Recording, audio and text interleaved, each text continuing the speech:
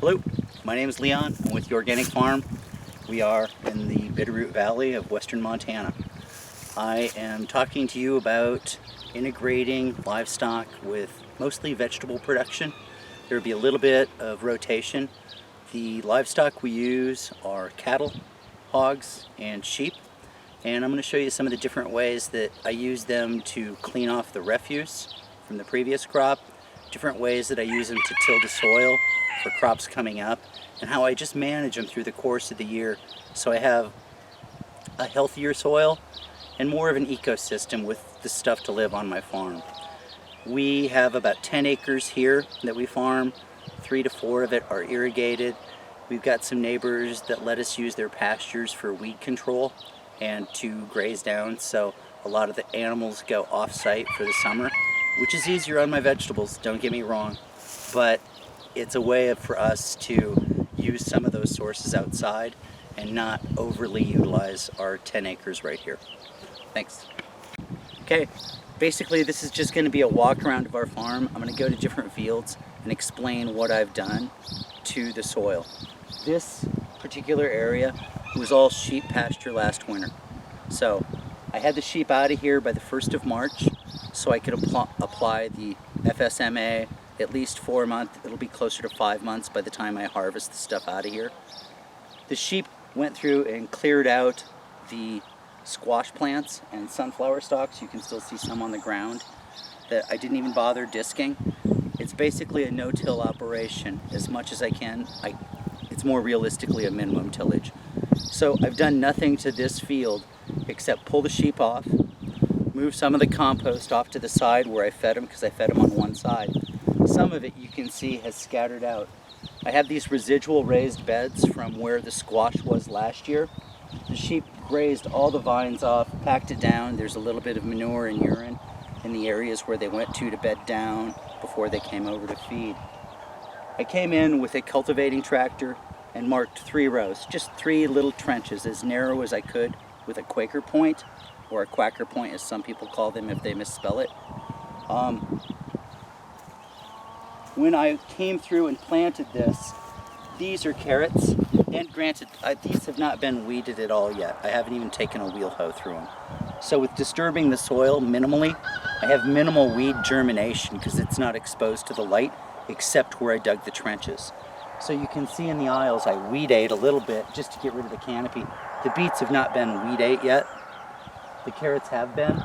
The only other thing I've done to the carrots is if I put a piece of plastic over the carrot beds right after I plant them, the carrots underneath the plastic will germinate like 12 to 24 hours before the rest of the field.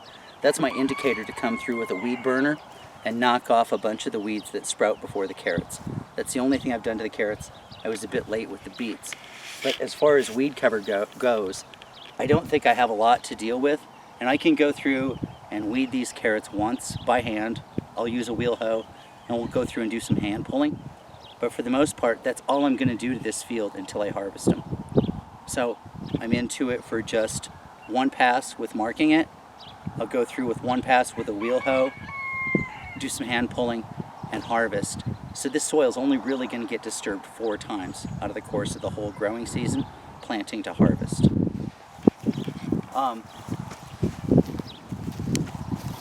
Some of my carrots are a little bit thick, so we will rogue them as we can. But to go through with this amount of weed cover, it's actually helped the carrots a little bit because you can use the weeds almost as like a nurse crop, something that shades, holds some of the moisture in. I know some people are really concerned about the evapotranspiration of weeds, but living in an area where it's frequently 18 to 20% humidity and there's a gentle wind, I can't believe that the soil cover helps hold in more moisture and protects young seedlings more so than just bare soil. So it's really what I'm striving for, is to keep my soil alive with microbes and let it develop a soil structure and till it as little as possible. When I talk about the pigs later, that's where we start putting shocks into the system to really get rid of some of the weeds. So here we are at the next field. This is one where I incorporated the cattle that I have. I have anywhere between 15 and 20 cattle per year. It just varies based on what the direct market is. So, and just my breeding luck. Sometimes I AI, sometimes I have a bull that works well, sometimes he doesn't work that well. In any case, this is where I had overwintered the cattle. So I took a round bale feeder, and starting out at the far corner to your right, I put a round bale in there. About every 3 or 4 days, the cattle would go through that round bale, and I left it just as it is. You know, I didn't till it. I drug it once in the spring after I'd pulled them all out of here. So I moved this round bale feeder every 3 to 4 days and basically sheet composted this whole area where the brassicas are. I had the cattle out of here by the 1st of January, so I'm easily within 6 months, not just 4, of the FSMA rules. But allowing that sheet composting to happen, none of the soil was tilled. I did just like I did with the carrots and the beets, where I put 2 tines on the cultivating tractor, just made 2 narrow trenches, and we put our transplants of brassicas into those trenches. We came through with the hoe once to kill the weeds that were growing between the brassicas in the worked up ground. But as we walk through, you can see a few weeds sprouting in the aisles, but the aisles have never been touched except to be driven over. That's just the residual layer of manure that's been packed down, aged, washed, frozen, thawed. And we'll be able to see as you go on, we'll get down to the peas where you can see a better covering of it and what it looked like. Once again, minimal tilling, minimal weeds. I can deal with what weeds are left. After we did go through and hoe it in some of the areas, we came back with leaves and some old straw just to put more mulch in. So brassicas are really prone to slugs, and I live in a pretty wet area, a river bottom of the Bitterroot, and slugs can be a real problem for us. And there's ways of getting rid of slugs, but if I can find a way to increase the habitat for some of the predators of the slugs, I'm far better off. One of the biggest predators are just different various ground beetles. Not only are they going to eat the slugs' eggs, they'll eat the slugs, and this cover seems to be really conducive to them, as well as earthworms. Not that the earthworms eat the slugs, but it's creating an ecosystem of beneficial insects that go with the non-beneficial ones. So when they strike their balance, that's when I do better. I have some potatoes right over here, and I'm going to be honest, it's my own mistake. I had potatoes in this field 2 years ago. I have a problem with potato beetles right now. I'll knock some of them off. I have potatoes in other parts of the farm. If I lose these potatoes completely, it's not the end of the world, but I can see it from where I stand. So, but I'm going to deal with it. I'll knock them off as much as I can. I've weed ate between the aisles of the potatoes. I still have a pretty healthy volunteer oat crop, a little bit of wild lettuce and some lamb's quarter, but I can go through and hand pull most of those, so I'm not sun competitive with the potatoes. So the potatoes get enough. They'll really bush out now that it's going to start warming up. We've had a pretty cool spring so far. This is the 2nd of July, and so June was pretty wet, pretty cool. We just got off 1.5 inches of rain, so things are a bit mucky, but we're looking at some 80-degree temperatures coming up for the next week. So I think things will really take off. It's that summer surge. Let's go take a look at some more ground. So right here, I just wanted to show you an example of what the sheet composted cow manure was from last winter. So the cows were in this field for roughly 2 months as I moved the round bale feeder around. I drug it this spring, but nothing's been done to this soil in the aisleway except dragging once. And so most of the broadleaf weeds that would have sprouted up have been smothered out and shaded out and did not even sprout, or they just rotted in the soil. My peas that I have planted here, I just came through with one sweep on a small cultivating tractor, loosened up the soil, put my peas in here, then put up the panels to trellis them up on. I'll go through in the next couple of days and pull up some of the volunteer mustard so the peas can get more light, but having a little bit to shade them as the days get hotter will probably prolong my pea harvest time by a week, because once it gets to 90 degrees or so, pea blossoms really shut down. But if I can keep them a little bit cooler, I can prolong it. I'm not looking for one huge harvest of any one crop, because most of our vegetables are sold, as well as our meat, through direct sales. So we have a CSA program to where we fill 25 boxes a week of whatever vegetables in season. So if I can take peas and spread that season out with 2 or 3 different varieties of peas over 2 to 3 weeks, people get a bag of peas in their box for 2 to 3 weeks. By the time the peas are done, then beans may be on. So if I can do this with like 15 or 20 or 30 or 40 different crops, I have a continuous supply of variety for our 18-week vegetable season. Thanks. We're still in the same field. I just wanted to show you some of our patterns of mulching. So this is fennel. It's still probably 3 weeks away. We came through, we hand weeded it once after we planted it, similar trench plant. We came through, we weeded it, we mulched it right away. I'm a big fan of using the mulch for a variety of reasons, just soil building, protecting that soil from more varied elements, like the same way you use a greenhouse for protecting your plants from air temperature. I use mulch as protecting my soil from the extremes, and it just provides a different level of microbial growth right at that zone. And it minimizes how often I have to irrigate. I have access to plenty of water, but the less I have to water makes me that one step closer to becoming a lazy farmer. So I just wanted to take a picture of this a little bit just to explain that nothing's really stable forever. We've been here for like 11 years, and there was a property, 120 acres, like a half-mile south of here, that flood irrigated their pastures, and they flooded them a lot. And with that, there was an overflow ditch that came through this property, right down the center, just kind of meandered through. It was great for stock water. It was really easy. I didn't have to think about where I was going to put the water. I could just fence off areas to allow the cattle access to it. The property changed. They no longer flood irrigate nearly as much because they're not grazing as heavily. So I've had to develop some different watering systems to get water to the cattle, usually through hoses or pressurized systems.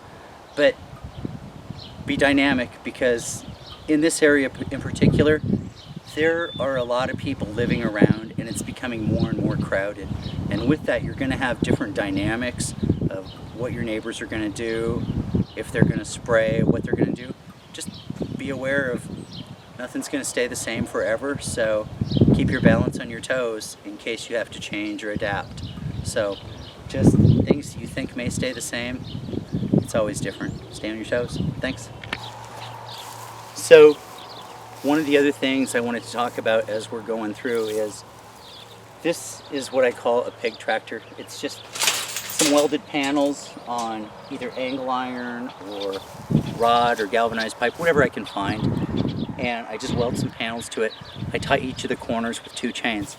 I can pick this up and slide it into different areas. So if you had like a bed of lettuce or something and you were done harvesting it and wanted to go through and clean it up, this would fit 4 50-pound pigs, and they would go through and turn most of this up in the course of a day to a day and a half. Right before they do, if you wanted to plant a cover crop, be it oats or buckwheat or something like that, just put it in a few hours before you move them, and they'll till it in and work it in for you.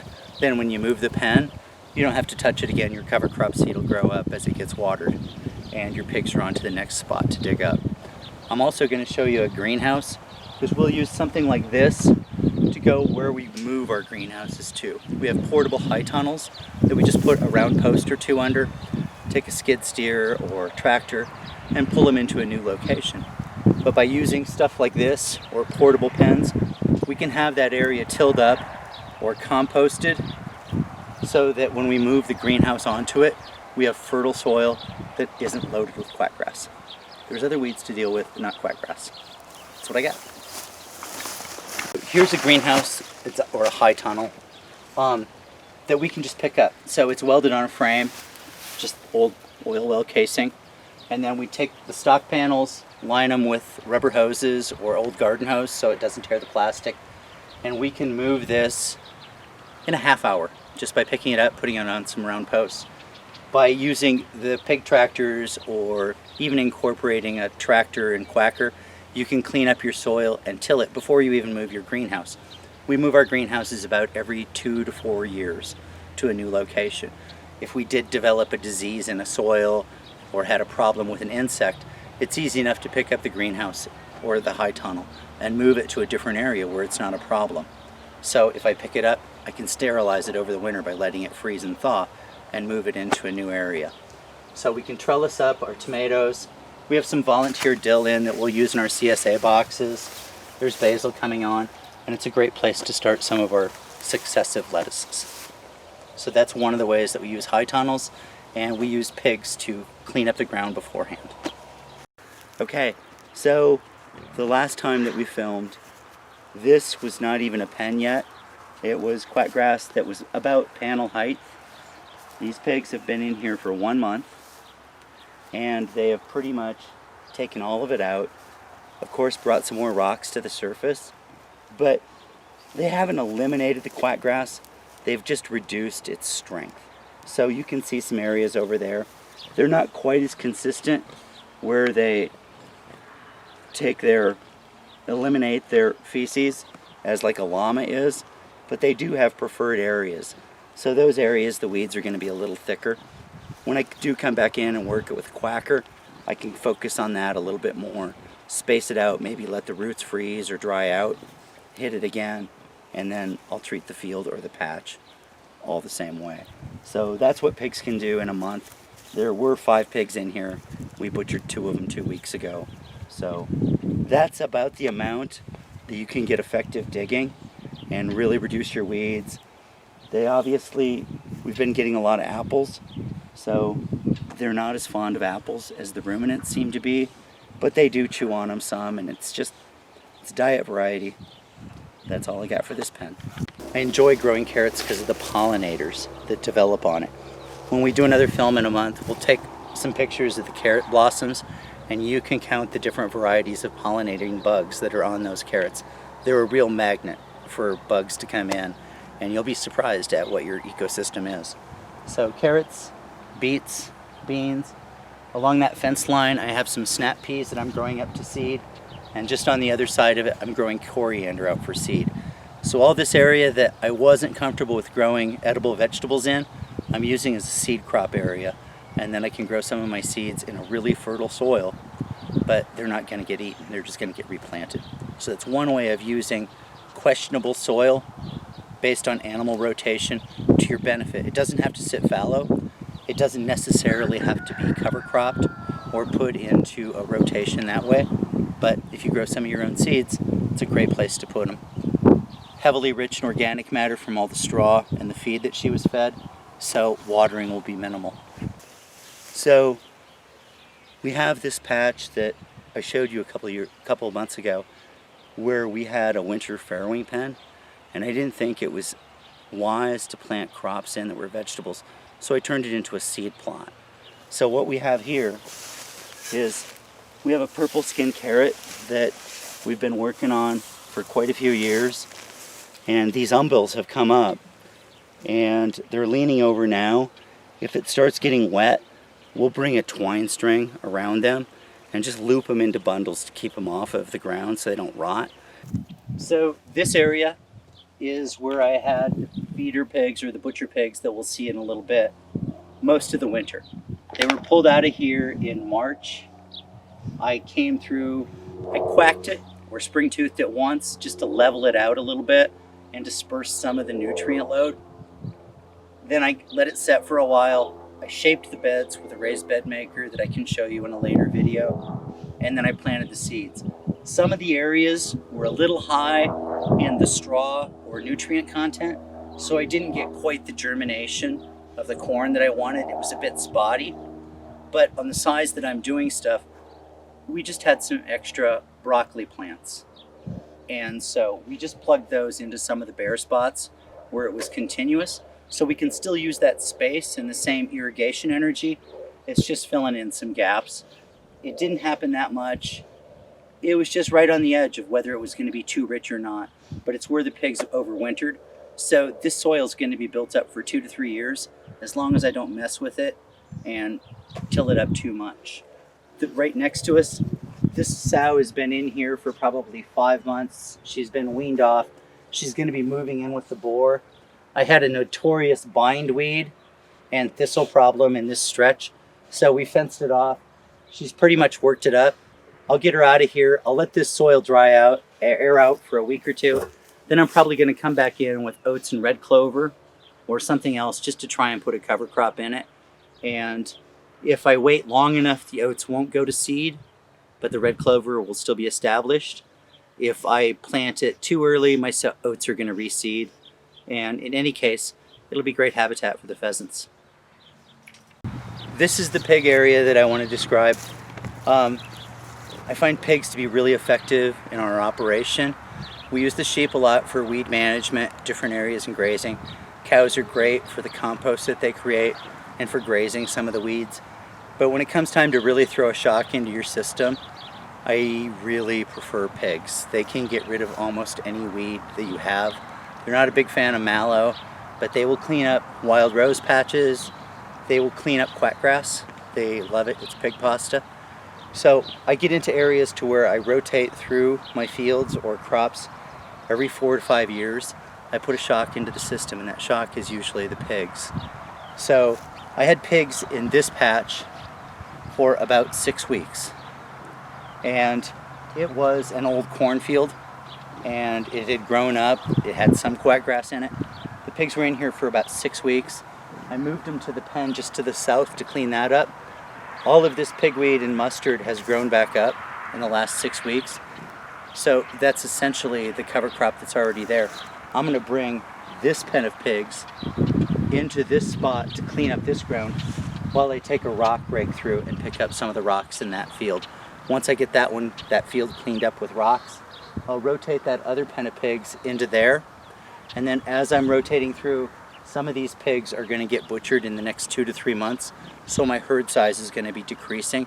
When I get to a spot to where I can plant a cover crop in one of these 3 pens, then I'll do it going into winter, and next year I'll be ready to plant brassicas or garlic or onions into this ground, because it'll be a few years out of that rotation.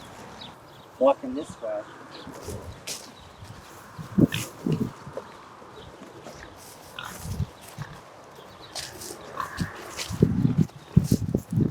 this is my boar pen right here, and I've just added on to the boar pen by stringing that fence down along my fence line. You can see where I'm jumping off of a perimeter fence on that insulator there, so I can just charge this whole fence line off of one hookup. This boar and the sow from before will have this whole area for grazing and digging up in this summer.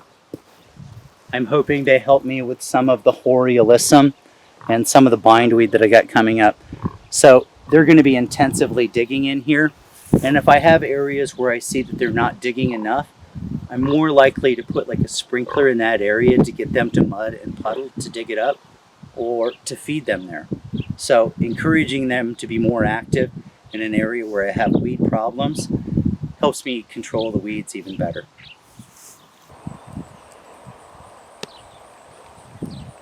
So what we have here is, these were some potatoes, early season potatoes.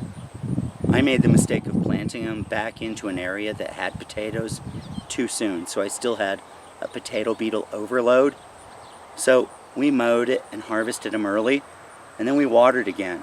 With that, I'm getting a whole flush of weed seeds just from the different manures and other things that are in the soil, and that's okay. That's my cover crop. That's green manure. But realistically, it's just going to turn into fodder, because it'll get another 3 to 4 to 5 inches tall before I actually let the sheep or the cows in here to graze it. Before I let them in, we'll come along and see if any of this fennel has grown up and produced seeds. But we left the fennel bolting just because it's another opportunity for more pollinators and the bug life to live. So the more blossoming things that we can have on our farm, the more we're developing that ecosystem. It's not always convenient, but it seems to make an effect in my predator problem. There's so many more beneficial insects than there are detrimental insects, so they frequently come when you have too much of one thing that they can build that population up. But if I can have a diversity of plants, a diversity of insects, it all kind of balances, and if I can come out in that 90 percentile of what my expectations are, that's a good year. What I have behind me is Jerusalem artichokes.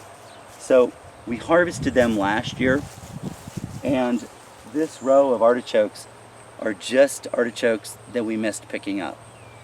So this is all a second volunteer. So I don't know if you're familiar with them. Frequently people have patches of them and it's like, I can never get rid of that patch. My solution is pigs. So when I'm done with having Jerusalem artichokes here and I've pulled enough out for my own seed crop and for sales, I will just fence off this area and the pigs will get every last one of them. It's like a truffle to them. They love them. And so that's one of the ways that you can use animals to help eliminate or shock your system so that you can change it and manage it. So you can still take care of the soil. You just don't want to put your pigs in the same pen over and over and over, because that's why a lot of pig pens get cemented, because the pigs are there all the time. If you move them enough, you don't need cement to keep pigs on, and they do great in the soil and they can be beneficial. That's it for this field.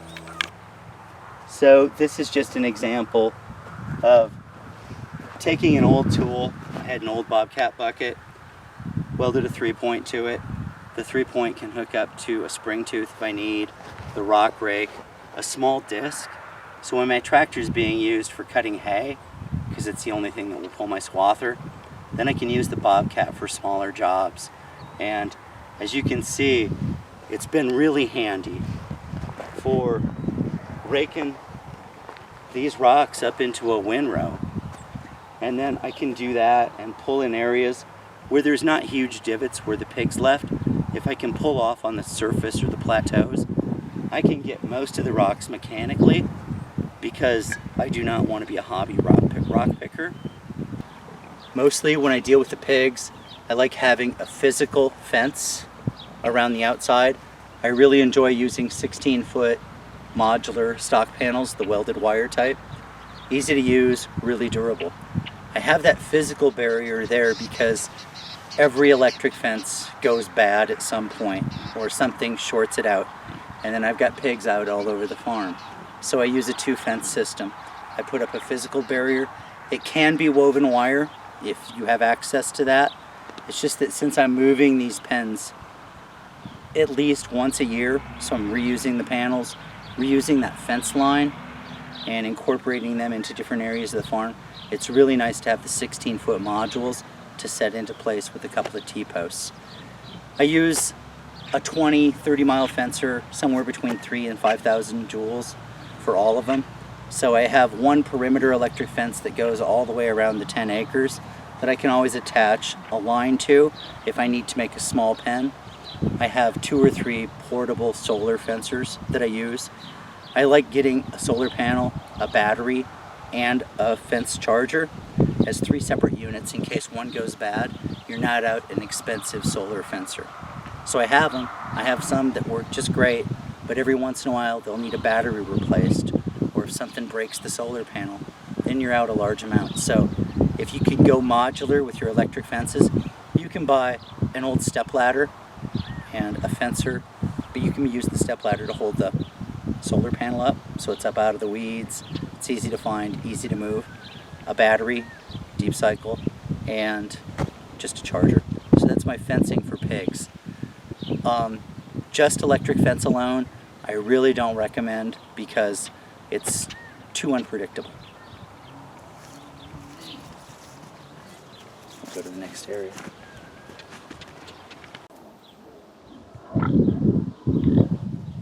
So the other thing I want to show you is, with the pigs being moved around a lot, it's tough to set up an automatic watering.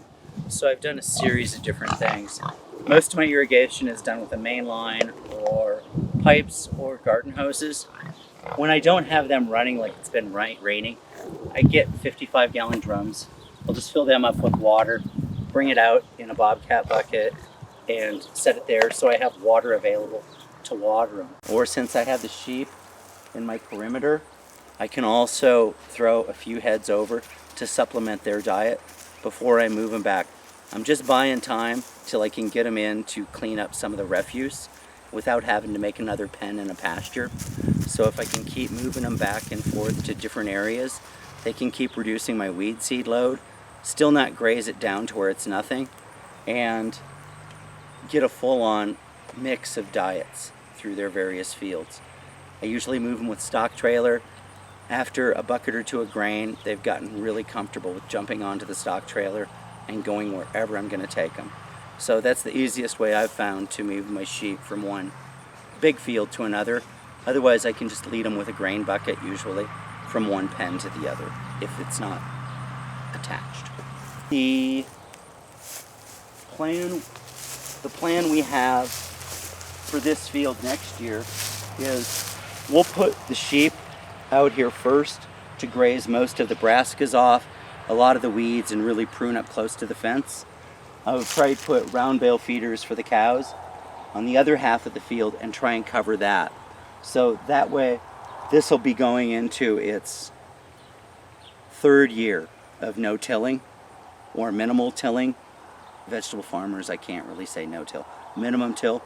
But I know with all this organic matter on here, with sheep coming over, and then after the sheep get moved out to another field, I'll let the cows come in here and they'll start depositing a different microbe of manure, which is going to help build my soil too.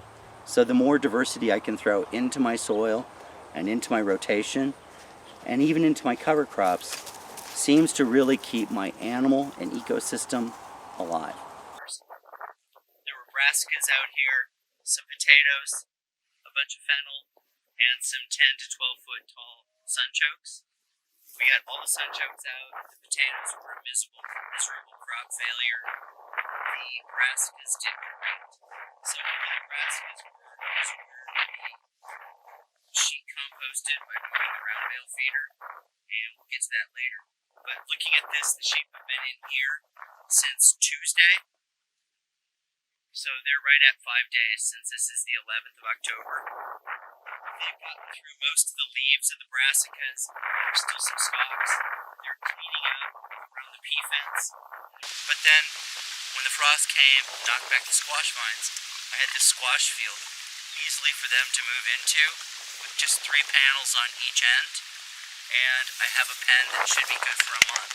It's not full feed for the pigs, but it's supplemental nutrition. So that's the way I look at a lot of the grazing or the cleanup of what's left over from my vegetable fields. I still feed the animals the grain or the hay that they need, but they get so much supplemental nutrition, especially with the colder weather. And a lot of the other pastures and fodder this time of year start losing some of their nutrition. So it's important, even if you have them in a good field to clean up the refuse, to supplement the feeding a little bit, because you want to keep their nutrition pretty stable, but they can get a lot of extra supplementation from it. We'll walk over to the next patch, and I'll start showing you how I'm preparing for next year's fields already.